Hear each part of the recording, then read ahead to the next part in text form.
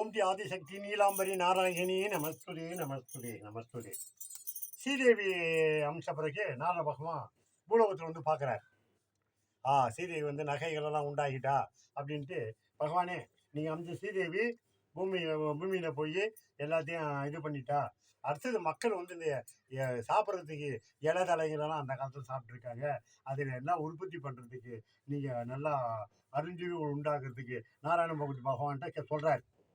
நாரத பகவான் நாராயணமூர்த்தி சொல்கிறார். அப்படியா, சரி, அடுத்தது நான் பூதேவி அனுப்புகிறேன்ட்டு பூதேவியை எங்கள் 3 பேர் இருக்காங்க பாரு, ஸ்ரீதேவி, பூதேவி, மூதேவி.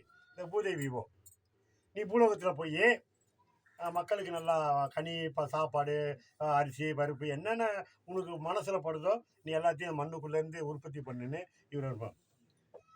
பூதேவி தாயே பூதேவி தாயே பூலோகத்தில் ஆள வந்தாலே, பூலோகத்தில் ஆள வந்தாலே, எத்தனை கனிகளும் தந்தாலே, எத்தனை செடிகள் கொடிகளை தந்தாலே, இந்த மண்வளத்திலே பல பெருமை உடையவளே, உண்ணுவதற்கு உணவை தருபவள் இந்த பூதேவி, மண்வளத்தை ஆளும் இந்த பூதேவி, இந்த மண்வளத்தை ஆளும் இந்த பூதேவி.